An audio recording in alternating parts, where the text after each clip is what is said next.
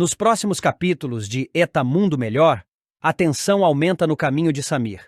Simba, de forma enigmática e fria, declara categoricamente que Samir jamais encontrará seu pai. Suas palavras soam como sentença e deixam um ar de mistério no ar. Sabiá, por outro lado, acredita que a chave para chegar até Samir está justamente em Simba. Convencido de que o homem guarda mais segredos do que aparenta, ele compartilha com Candinho sua teoria.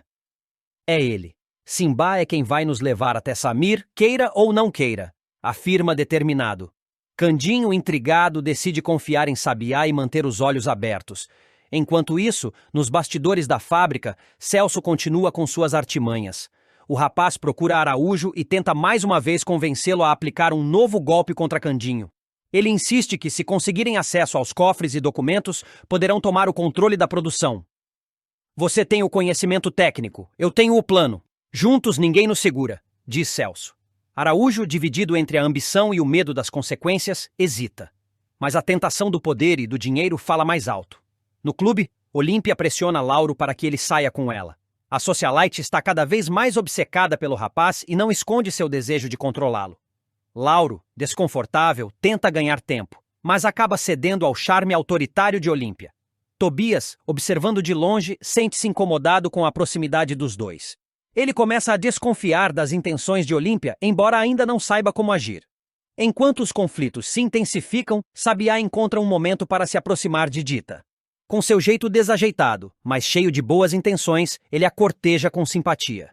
Dita, inicialmente desconfiada, não consegue esconder um leve sorriso diante das investidas do bom sujeito. A cena é leve, quase cômica, contrastando com a tensão que ronda os demais personagens. Asdrúbal, como sempre, se envolve em mais uma de suas aventuras mirabolantes. Precisando de ajuda para assumir um novo disfarce, ele recorre a Haidé. Desta vez preciso ser convincente, um verdadeiro outro homem, diz animado. Haidé, entre divertida e preocupada, o ajuda a montar um visual completamente novo, mal sabendo no que isso irá resultar. Em outro ponto da cidade, Anabela encontra Estela e faz questão de agradecer pelo cuidado e apoio que recebeu durante um momento difícil. Você tem um coração generoso. Nunca vou esquecer o que fez por mim, diz, emocionada. Estela, tocada, abraça a amiga com ternura. Na roça, um acontecimento traz alegria para o coração de Maria Divina. Seu pai, Anacleto, finalmente dá permissão para que ela namore Zé dos Porcos. A moça comemora como uma vitória pessoal, e Zé, visivelmente feliz, promete cuidar bem dela. A Sinhá vai ver que eu sou de confiança, diz orgulhoso. Mas nem tudo são flores. Em uma conversa séria com Cunegundes, Zé revela que encontrou um baú cheio de pedrinhas verdes em suas terras, algo que poderia mudar a sorte da família. Porém, ao abrir o baú para mostrar o conteúdo, descobre que ele está completamente vazio. Desconcertado, fica sem saber se foi roubado ou se tudo não passou de uma ilusão. Na reta final do dia, Celso decide confrontar Simba diretamente. Cansado de joguinhos e suspeitas, ele exige respostas. O que você está escondendo? Fale agora, ou vai se arrepender. Simba mantém a calma, mas antes que a situação se agrave, Zuma surge de surpresa e flagra os dois em meio à discussão. Seus olhos se arregalam diante do que presencia, e a tensão explode. Com tantos segredos se entrelaçando e alianças se formando e rompendo, os próximos passos de cada personagem poderão mudar o rumo da história. Entre traições, amores e descobertas, o destino de todos parece cada vez mais incerto. A trama de Eta Mundo Melhor entra em uma nova e eletrizante fase com a fuga de Sandra, a grande vilã que vinha dominando os capítulos mais intensos da novela das 6. Com seu desaparecimento repentino, um novo espaço é aberto para a chegada de outra antagonista que promete não deixar a peteca cair. Mas a ausência de Sandra pode ser apenas temporária, e sua volta permanece envolta em mistério. Tudo acontece de forma inesperada. Sandra, acuada pela justiça após uma sequência de crimes e armações, conta com a ajuda de seu cúmplice de longa data, Ernesto, para escapar da prisão e do cerco da polícia. A tensão toma conta das cenas que retratam a fuga. Ernesto surge de repente, escondido pelas sombras, com uma mala cheia de roupas, dinheiro e um plano de fuga já arquitetado. É agora ou nunca, Sandra. Se você quiser continuar viva e livre, precisa sair do país. A Bolívia é nosso destino, diz ele com urgência, segurando a mão da loira. Sandra, sempre orgulhosa e segura de si, pela primeira vez demonstra um misto de insegurança e emoção. Ela sabe que está prestes a abandonar tudo, inclusive seus planos de vingança e o poder que tanto desejava. Ainda assim, entre lágrimas contidas e um sorriso forçado, ela aceita a proposta do amante. Você pode ser um patife, Ernesto, mas é o único homem que nunca me virou as costas, diz ela emocionada. Ele, também tocado pelo momento, responde: sou um patife, mas nunca esquecerei você. O casal se despede com um beijo tenso, entre paixão e desespero, antes de desaparecer rumo ao desconhecido. Com a vilã fora do jogo, ao menos por enquanto, a novela ganha uma nova dinâmica. E quem entra em cena para ocupar o posto de malvada da vez é ninguém menos que Zuma, uma personagem que já demonstrava sinais de perversidade, mas agora revela todo o seu lado sombrio. Determinada, fria e manipuladora, ela começa a movimentar os bastidores da vida de Candinho, usando o filho desaparecido dele como moeda de troca. Zuma mantém a criança sob controle em um esconderijo, longe dos olhos de todos. E com isso, ela inicia uma chantagem cruel contra o protagonista. Ou você me dá o que eu quero, ou nunca mais verá o seu filho, ameaça, com um olhar gélido. Candinho, desesperado, tenta encontrar maneiras de localizar a criança, mas Zuma sempre está um passo à frente. Com isso, a novela mergulha em uma nova onda de tensão, onde o sofrimento de Candinho se intensifica, e o público passa a ver Zuma como a nova vilã oficial da história. Enquanto os capítulos seguem com as maldades de Zuma, os telespectadores não conseguem esquecer Sandra. Sua ausência é sentida, mas também abre espaço para especulações. Afinal, seria esse realmente o fim da vilã? Ou ela voltará ainda mais perigosa e vingativa? E há motivos para acreditar que o retorno pode sim acontecer. A trajetória de Sandra ficou inacabada. Sua fuga não representou justiça, tampouco um fim digno para uma vilã tão poderosa e articulada. Crescimento de Zuma como vilã. Suas atitudes ganham cada vez mais destaque, e sua crueldade ultrapassa todos os limites. A personagem não só se aproveita da dor de Candinho, como também começa a tramar contra outros personagens da trama, manipulando situações para se beneficiar financeiramente e socialmente. Diferente de Sandra, que era movida por uma obsessão pessoal pelo poder e pelo status, Zuma age com frieza e praticidade, como quem joga xadrez com a vida alheia. Em novelas, como se sabe, vilãs nunca desaparecem completamente. Apenas se escondem esperando o momento certo para dar o bote. Se Sandra voltar, poderá encontrar um cenário totalmente novo. Candinho mais maduro e sofrido, um filho que já não conhece. E Zuma no topo da cadeia do mal. Seria o embate entre duas vilãs? Uma guerra por poder? Ou Sandra voltaria disfarçada, para agir nas sombras e surpreender a todos? Por ora, tudo está em aberto. A trama segue cheia de camadas, com novos conflitos e alianças sendo costurados a cada capítulo. A fuga de Sandra abriu espaço para uma reconfiguração da história, mas sua sombra ainda ronda cada personagem. A qualquer momento, o telefone pode tocar. Uma carta pode chegar. Um rosto pode reaparecer entre a multidão. E quando isso acontecer, o jogo mudará novamente. Porque em Eta Mundo Melhor, o melhor e o pior ainda está por vir. O cerco vai apertar e a verdade começará a emergir em meio à dor e ao sentimento de traição. Simba, acuado por Celso após uma série de perguntas que não consegue mais responder, foge da mansão em pânico. A desconfiança se confirma, e Candinho sofre ao perceber que foi enganado por um menino em quem depositou tanto afeto. Ernesto, por outro lado, não esconde seus verdadeiros planos e abre o jogo com Tamires. Revela que tudo o que aconteceu com Simba foi apenas uma etapa de um golpe muito maior. A ideia é se vingar, fazer fortuna e passar por cima de qualquer um que se oponha. Tamires, em choque com a frieza do cúmplice, começa a duvidar se ainda deve seguir ao lado dele. Enquanto isso, Zenaide vive momentos de angústia. Percebendo que foi manipulada por Ernesto e arrastou Simba para o plano, a mulher sente o peso da culpa. Ver Candinho destroçado só aumenta sua dor. O rapaz inconformado vai atrás de respostas e encontra Simba escondido em um galpão. "Por que você fez isso comigo, menino? Eu te tratei como filho", desabafa ele com os olhos marejados. Antes de continuar, deixe seu like, se inscreva no canal e comente. De 0 a 10, qual a sua nota para essa novela emocionante?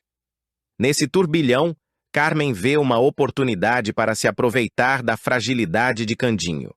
Com seu jeito manipulador, ela tenta distorcer os sentimentos dele e virar o jogo a seu favor. Dita tenta se aproximar para consolar o rapaz, mas é impedida por Manuela, que alega que ele precisa ficar sozinho para refletir e reorganizar a própria vida. Asdrúbal, preocupado com o impacto emocional da situação, sugere que Candinho volte a procurar Sabiá. Talvez ele possa ajudá-lo a entender melhor a origem do golpe. Paralelamente, Lauro e Tobias desembarcam na pensão de Margarida, alertas e desconfiados das informações desencontradas que envolvem a história de Simbá. A maior reviravolta, no entanto, ainda está por vir. Simbá, com o coração apertado, retorna à casa de Zulma, mas é confrontado pela vilã, que o acusa de fracassar no plano. É nesse momento que, por acaso, o garoto escuta uma conversa e descobre o que ninguém esperava. Samir é o verdadeiro filho de Candinho. A revelação muda tudo e coloca o destino de todos em jogo. A surpresa de Candinho, que vai fazer Dita correr apavorada. Candinho vai tomar uma atitude que deixará todos ao seu redor de queixo caído, especialmente Dita. O caipira mais puro da novela das 6 resolverá declarar seus sentimentos de maneira espontânea e direta, surpreendendo a jovem com um selinho cheio de ternura, que acabará provocando uma reação inesperada e um tanto quanto exagerada da moça. Tudo começará em uma tarde tranquila, depois que Candinho visitar a pensão de Margarida para mais uma aula de etiqueta com o dedicado professor Asdrúbal. Tentando se aperfeiçoar para corresponder às novas responsabilidades que vêm com a descoberta de sua verdadeira origem e herança, o rapaz tem buscado se comportar de maneira mais refinada, mesmo que no fundo continue sendo o mesmo bom sujeito do interior. Após a aula, ainda trajando seu paletó azul, meio apertado e torto nos ombros, e com o cabelo cuidadosamente penteado para trás com brilhantina, Candinho decidirá bater um papo com Dita na porta da pensão. A jovem, visivelmente cabisbaixa, após ter sido demitida da rádio por seu jeito espontâneo e simples demais para os padrões exigentes do meio, mal levantará os olhos ao ver o amigo se aproximar. "Tá triste, né?", dirá ele, com a voz doce e o olhar preocupado. Dita assentirá com um murmúrio, evitando encará-lo diretamente. Foi um dia difícil. As palavras duras da diretora da rádio ainda ecoavam em sua mente, chamando-a de sem classe, desafinada e inadequada para o público-alvo. Doeu. "Você é uma flor, Dita. Só que tem gente que não sabe enxergar beleza no mato, só nas floricultura dessas cidade grande", afirmará Candinho, tentando arrancar ao menos um sorriso. Mesmo envergonhada, Dita sentirá o coração bater mais forte. Aquela doçura genuína do caipira a desarma completamente. Mas ela não queria demonstrar. Tinha orgulho, medo, insegurança. "Candinho, você sempre diz essas coisas que mexem com a cabeça da gente", responderá, desviando o olhar com um fio de voz. Candinho, então, respirará fundo e dará um passo adiante. "Eu gosto do você do jeitinho que você é. Quando eu tava olhando você cantar lá na rádio, fiquei até bobo de ver como você é formosa, Dita." Os olhos dele brilharão com sinceridade e a emoção transbordará em cada palavra. A jovem corada se afastará um pouco, apertando os dedos entrelaçados e balançando a barra do vestido. "Você é bom demais pra mim, Candinho. Eu sou só a Dita que mal sabe ler direito e que nem sabe falar bonito igual você tá aprendendo." Mas, para Candinho, era justamente isso que o encantava. "Tô em té com vontade de fazer uma coisa", dirá, abaixando o chapéu de palha e se aproximando devagar. "Que coisa, Candinho?", ela perguntará inocente, franzindo a testa. Sem dizer mais nada, ele inclinará o rosto e, com rapidez e leveza, encostará os lábios nos dela, num selinho puro, quase infantil. Um gesto singelo, mas cheio de significado. Algo que vinha guardando há muito tempo. A reação de Dita será imediata, inesperada e desproporcional. Com os olhos arregalados, ela colocará a mão na boca e gritará: "Ah, Ricandinho! Você não devia ter feito essa ousadia com eu, não!" Em pânico, entrará correndo na pensão como se fugisse de um pecado mortal. Candinho ficará ali, parado, sem saber o que dizer. Sua tentativa de carinho havia sido interpretada como uma afronta. "Ah, Policarpo, achei que a Dita fosse gostar de um beijinho. Fiz tudo errado de novo, meu amigo." Desabafará ele com o burrico, que o encarará com seus olhos pacientes e sábios. O sentimento de frustração tomará conta do rapaz. Enquanto os passarinhos voavam no céu tingido de rosa pelo entardecer, ele tentará entender por que o gesto tão inocente causou tamanho escândalo. Será que Dita não gostava mesmo dele? Ou será que ela estava apenas assustada? Dentro da pensão, Dita correrá para o quarto de Margarida, ainda ofegante, e fechará a porta com força. Sentará na beirada da cama, apertando os próprios joelhos. O coração batia forte demais. Não pelo beijo em si, mas pelo turbilhão que ele provocava dentro dela. Nunca ninguém havia se declarado daquela forma. Nunca havia sido tratada como algo precioso. Aquilo mexia com tudo, com seus traumas, suas memórias, suas expectativas e, acima de tudo, com seu medo de não ser suficiente. Margarida baterá à porta preocupada. "Dita, que foi isso? Parece que viu assombração." E a jovem apenas responderá: "Foi o Candinho. Me beijou." A dona da pensão, entre surpresa e curiosidade, perguntará: "Mas foi beijo ou beijinho?" Dita hesitará: "Selinho, mas mesmo assim, Margarida, eu nunca beijei ninguém assim antes. Nunca deixei, nem sabia que queria, mas agora tô me sentindo toda errada." No entanto, mesmo tentando negar, o sorriso envergonhado nos lábios de Dita trairá o que o coração já começava a admitir. Ela havia gostado. Enquanto isso, Candinho vagará pelas ruas de São Paulo, com as mãos nos bolsos, chutando pedrinhas, remoendo cada palavra dita, cada gesto feito. Ele se questionará se fez errado, se foi afoito demais, se deveria ter pedido permissão ou esperado mais tempo. Mas, no fundo, ele também saberá que aquele impulso foi movido por um sentimento verdadeiro. E por mais que o resultado tenha sido desastroso, ele não se arrependerá. Nos dias seguintes, os dois evitarão se encontrar. Dita ficará na pensão, ocupando-se com tarefas domésticas, evitando até mesmo as aulas de etiqueta de Asdrúbal. Candinho, por sua vez, se refugiará na fábrica, trabalhando ao lado de Candoca e Picolé, tentando esquecer o constrangimento. Mas a saudade começará a crescer entre eles como erva daninha. Dita não conseguirá tirar o rosto de Candinho da cabeça. Reviverá o beijo diversas vezes, se perguntando como teria sido se tivesse reagido diferente. E Candinho, por sua vez, começará a escrever cartas que nunca terá coragem de entregar. Policarpo, cúmplice silencioso de todas as confidências, ouvirá o dono recitar versos tímidos que o caipira tentará escrever, inspirado por poetas que nem conhece bem. Você é feito flor do campo. Nasceu livre, nasceu simples, nasceu linda. O clima entre eles continuará tenso, cheio de pausas, olhares desviados, palavras não ditas. Até mesmo os vizinhos começarão a notar o distanciamento e o estranho silêncio que se formara após o beijo. Quando finalmente se cruzarem na feira, entre bancas de frutas e gritos de ambulantes, Candinho e Dita se encararão por segundos que parecerão eternos. Ele abrirá um sorriso tímido e levantará o chapéu num gesto educado. Ela, sem conseguir sustentar o olhar, apenas balbuciará: "Candinho." Ele tentará puxar assunto. "Dita, você tá bem?"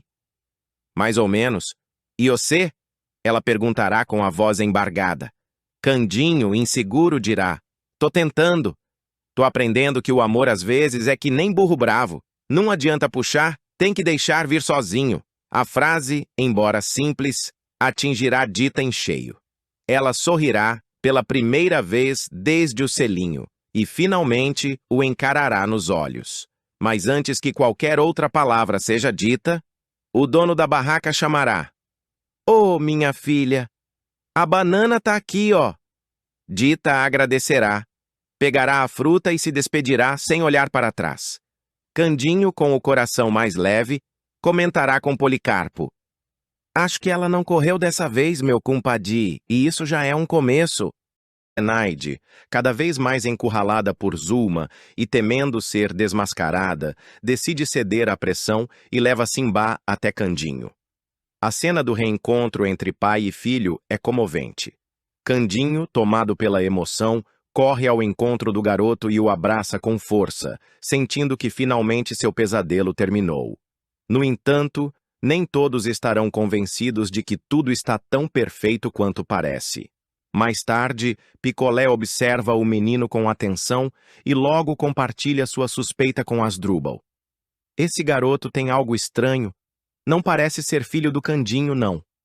O professor, atento a cada detalhe, também começa a desconfiar da história e divide suas inquietações com Celso, que resolve agir. Sem perder tempo, ele exige que o garoto mostre a marca de nascença, gerando uma onda de tensão que se espalha rapidamente pela vila. Enquanto isso, em outra ponta da cidade, Ernesto observa de longe o local do resgate. Com os olhos atentos, ele vê o momento exato em que Candinho, nervoso e esperançoso, deixa o pacote com o dinheiro. Sem hesitar, o malandro aproveita o instante de descuido, surge das sombras e pega o envelope, desaparecendo sem deixar pistas, orgulhoso do sucesso do plano. Antes de continuar, já deixa seu like, se inscreve no canal e conta pra gente de qual cidade você tá assistindo a novela. Zulma estranha o sumiço de Simbá e, desconfiada, pressiona Zenaide. A governanta inventa que o menino foi brincar com os amigos da vila, tentando ganhar tempo. Mas seu nervosismo não passa despercebido. Enquanto isso, Manuela continua decidida a afastar Candinho de Dita. Sem medir palavras, ela o enfrenta e dispara: "Essa moça não é pra você. Mulher desquitada só casa, não namora." Mesmo em clima de festa, Asdrúbal tenta frear a euforia de Candinho e Picolé. "Eu sei que a emoção é grande, mas ainda temos muitas perguntas sem resposta", alerta o professor. A alegria do caipira contrasta com a cautela do amigo, que teme que o coração do rapaz esteja prestes a ser partido mais uma vez. Não bastasse tudo isso, uma nova preocupação surge. Anabela, abalada após um telefonema misterioso, passa mal e é socorrida por Estela e Lauro, que correm desesperados para a pensão. O clima é de tensão total. Será que esse mal-estar está ligado aos segredos que rondam a criança? Celso tenta impedir desgraça e vira vítima de Ernesto. A tragédia rondará os corredores da escola recém-construída para crianças órfãs. E será justamente o bravo Celso quem colocará sua vida em risco para tentar impedir um atentado arquitetado por Ernesto. Movido por um senso de justiça que vinha crescendo dentro de si desde que se afastou de Zulma, o rapaz não pensará duas vezes ao receber o alerta e correrá para o local. O que ele não esperava, no entanto, é que enfrentaria o próprio passado encarnado na figura de um vilão tão cruel quanto covarde. Ernesto não hesitará em derrubá-lo com a ajuda de capangas e deixá-lo desacordado, amarrado e indefeso diante da destruição. Tudo começará quando Samir e Jasmin, ao voltarem de uma caminhada pelo bairro, presenciarem uma conversa suspeita entre dois homens à beira de um terreno abandonado. O menino, atento e desconfiado, puxará a irmã pela mão e pedirá silêncio. De trás de uma árvore, os dois ouvirão a palavra escola ser mencionada repetidamente, junto a outras ameaças como explodir tudo, ninguém escapa e é o que a madame quer. Apavorados, os irmãos correrão de volta para o abrigo e procurarão Candinho, contando tudo o que ouviram. "Candinho, tem homem querendo acabar com a escola! Eles vão fazer alguma coisa feia!" dirá Jasmin, ofegante. Eu escutei. Eles falaram que a Zuma mandou. Tinha um tal de Ernesto junto também? Completará Samir assustado. O caipira ficará transtornado ao saber da informação, ainda mais por saber que Estela começaria a dar aulas no colégio naquela mesma semana. Ao tentar sair às pressas para impedir o ataque, Candinho sofrerá uma queda feia ao tropeçar na escada do abrigo e torcerá o tornozelo. Ai, minha perna! Não vou conseguir correr! Corre! Corre avisar o Celso! Ele é o único que pode fazer alguma coisa agora! Gritará o rapaz, contorcendo-se de dor. Samir sairá em disparada até o antigo escritório da fundação e encontrará Celso revisando relatórios de doações. Sem pensar duas vezes, o menino gritará. Moço Celso, vão fazer coisa ruim na escola. O Candinho se machucou. O almofadinha largará os papéis e pegará o casaco. Com o celular nas mãos, tentará ligar para a polícia, mas o sinal estará fraco na região. Aflito, ele correrá até o local indicado pelas crianças, temendo não chegar a tempo. A caminho da escola, Celso ainda passará por uma viatura e pedirá ajuda a um segurança de bairro que patrulhava a área. Ao se aproximar da escola, Celso e o segurança verão ao longe 3 homens mascarados tentando arrombar a porta da entrada principal, enquanto o outro jogava latas de tinta contra o muro recém-pintado. O mais alto deles, ao se virar, mostrará o rosto. Ernesto. Então era você mesmo, Ernesto, seu miserável! Gritará Celso, correndo com o segurança ao lado. Ernesto, com o semblante carregado de deboche, responderá. Ora, quem veio dar as caras? O almofadinha que virou mocinho, ainda tentando salvar o mundo. Que perda de tempo! Você não vai destruir essa escola. Aqui é um lugar de esperança. É onde essas crianças vão aprender, vão crescer.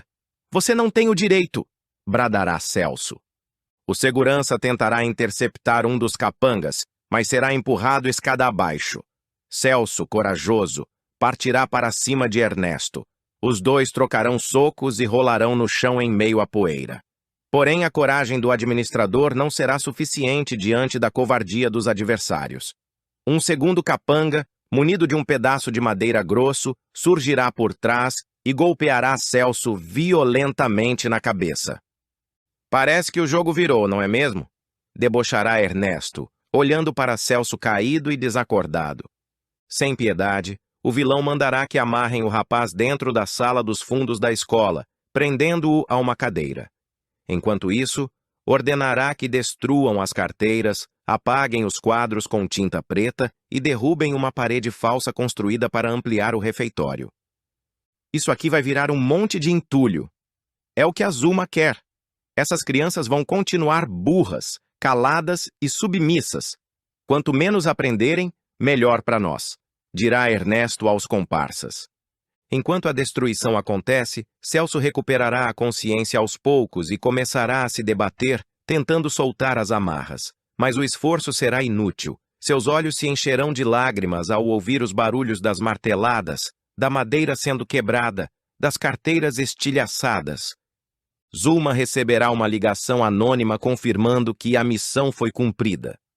Com um sorriso gélido, ela levantará a taça de vinho e brindará consigo mesma. Brindemos a ignorância, minha velha companheira. Enquanto essas criaturinhas não souberem ler nem escrever, continuarão me obedecendo como gado. Do outro lado da cidade, Candinho, com a perna enfaixada, tentará ligar para a polícia, mas será informado de que uma viatura já fora deslocada para a escola. Ele insistirá para que alguém o leve até lá de carro. Eu tenho que ver com meus próprios olhos. Estela vai dar aula lá. O Celso pode estar em perigo. Enquanto isso, Estela, que caminhava em direção à escola com uma pasta de exercícios e livros doados, notará uma movimentação estranha. Ao se aproximar, verá fumaça saindo pela janela dos fundos. Alarmada, deixará os materiais cair no chão e gritará por socorro. Tem alguém aí? Celso! Celso! Responde! Estela invadirá o prédio parcialmente destruído, correndo entre os escombros até encontrar Celso amarrado na sala dos fundos. Ao vê-lo com o rosto machucado e o olhar desesperado, a enfermeira gritará. Meu Deus, o que fizeram com você? Estela, corre! Eles ainda estão por aqui! Eles vão... Mas antes que possa terminar a frase, um dos capangas surgirá atrás da porta. A jovem, em um gesto instintivo de proteção, jogará um banco no homem e correrá com Celso nos ombros. A polícia finalmente chegará, cercando o prédio. Ernesto, porém, já terá fugido em um carro sem placa. Horas depois, no posto policial, Estela prestará depoimento. Celso, mesmo machucado, insistirá em relatar tudo o que viu, identificando Ernesto e seus cúmplices. A destruição da escola causará comoção no bairro e o abrigo começará uma campanha emergencial de reconstrução. A imagem de Celso enfrentando os criminosos se espalhará como símbolo de coragem e sacrifício. Enquanto isso, em um galpão escuro na zona rural, Ernesto celebrará com os comparsas. Ninguém me segura mais. Celso caiu. Candinho tá mancando. E Zulma paga bem. A próxima vai ser aquela tal de Estela.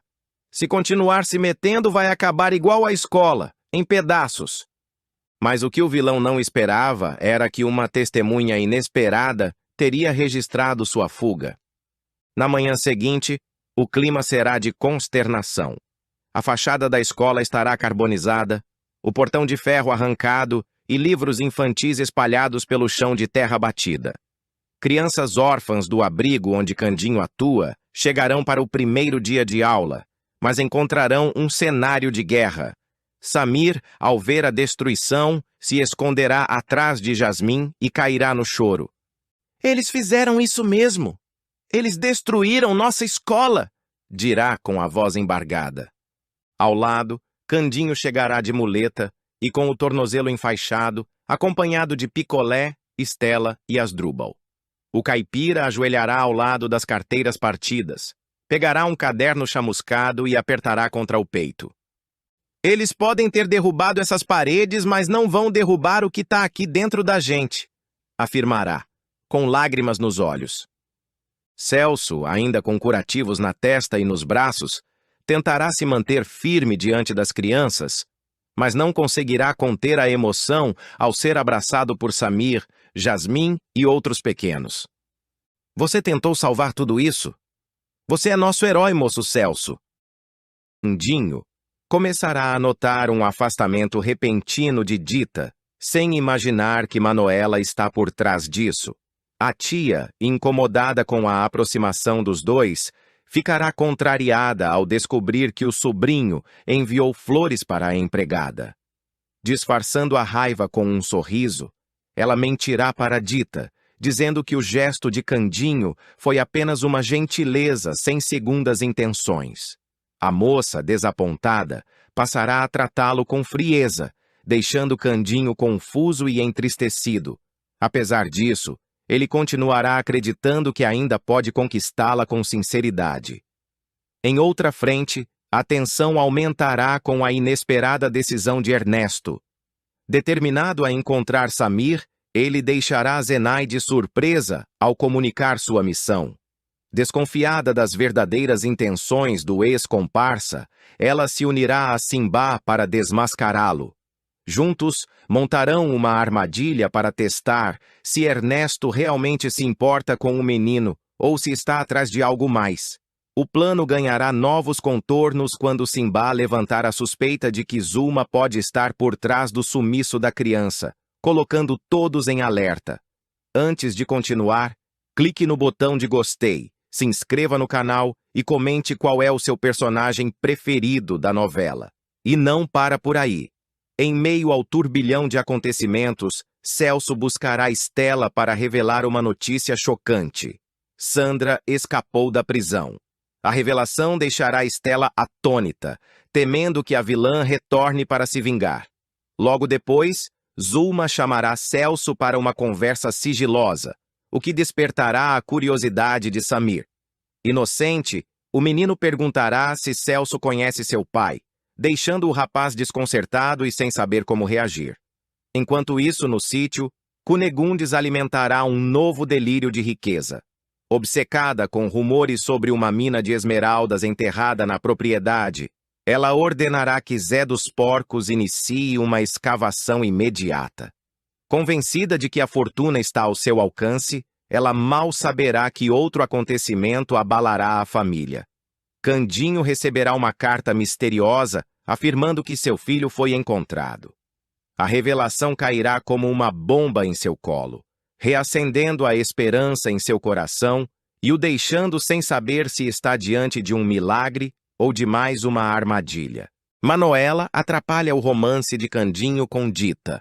O público acompanhará uma nova onda de sofrimento na vida amorosa de Candinho, dessa vez provocada não por vilões ricos e poderosos, mas por alguém do próprio círculo de confiança de sua pretendente. Manuela, a tia conservadora e antiquada de Dita, se transformará na mais nova pedra no caminho do caipira apaixonado. Com falas carregadas de preconceito, moralismo e uma visão de mundo completamente ultrapassada, ela irá se empenhar pessoalmente em impedir que o romance entre os dois floresça. Tudo começará em uma cena doce e emocionante, quando Candinho finalmente tomará coragem para se declarar a Dita. O caipira, depois de tantos olhares tímidos, recadinhos indiretos e noites mal dormidas, criará um momento especial. Ele preparará um ramalhete de flores do campo compradas com o pouco que tem e surgirá à porta da casa da moça. Com o chapéu nas mãos e o coração na boca, ele dirá com os olhos marejados: Dita, eu não sou bom de palavra bonita, mas o que sinto é sincero. Você quer namorar eu? Surpresa, Dita se emocionará e, num impulso, o beijará na bochecha. Candinho, num ato espontâneo e encantador, devolverá com um selinho rápido, arrancando dela uma risada tímida. Mas o clima romântico durará pouco. A paz do momento será rompida com a chegada intempestiva de Manuela, que surgirá no portão com um balde de roupas e olhar de trovão. Ao ver os dois trocando carinho, a mulher deixará cair as roupas no chão e partirá para cima do casal com ofensas e gritos. Candinho, você de novo aqui? Eu não falei que você estava proibido de pôr os pés aqui? Mulher desquitada que nem a Dita não namora, só casa. Você quer sujar ainda mais o nome dela? Berrará Manuela, arrastando a sobrinha pela manga do vestido. Dita tentará acalmar os ânimos, explicando que a sociedade mudou, que hoje em dia namorar antes de casar é normal e que o amor precisa ser cultivado com leveza. Mas isso só provocará ainda mais a fúria da tia, que soltará uma sequência de comentários retrógrados. Isso é coisa de moça sem vergonha. Mulher direita se dá respeito. E você, Candinho, não tem onde cair morto. O que você tem para oferecer para minha sobrinha? Um burrico, uma enxada e um chapéu furado. Candinho, com o coração apertado, ainda tentará defender sua dignidade. Dona Manuela, eu sou trabalhador, honesto e gosto muito da Dita. Eu quero fazê-la feliz, dirá, tentando segurar as lágrimas. No entanto, a resposta virá como um soco. Se você gostasse, não ia ficar de papinho na calçada.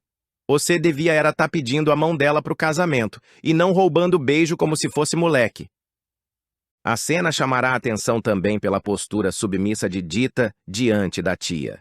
Ainda que tenha uma voz encantadora e venha ganhando reconhecimento como cantora nos bailes da cidade, ela demonstrará um bloqueio emocional sempre que Manuela impõe seus valores com agressividade. A moça será vista em conflito, dividida entre o afeto sincero que sente por Candinho e a obediência quase automática à figura autoritária que a criou. Enquanto isso, Manuela passará a vigiar os passos da sobrinha, tentando impedir qualquer tipo de aproximação com o caipira. Sempre que Dita sair de casa, a tia irá junto, usando desculpas como "preciso comprar linha" ou "vou rezar um terço na matriz". Não satisfeita, a mulher ainda procurará Padre Justino para pedir que converse com Dita sobre decência, recato e os perigos do namoro moderno. A interferência deixará o pároco desconfortável, pois ele conhece Candinho e sabe da sua nobreza de caráter. Mesmo diante de tantas dificuldades, Candinho não desistirá. o caipira passará a frequentar os shows de Dita, sempre na última fileira do salão, aplaudindo tímido, sem ser notado por Manuela. Nessas noites, Dita cantará com o coração apertado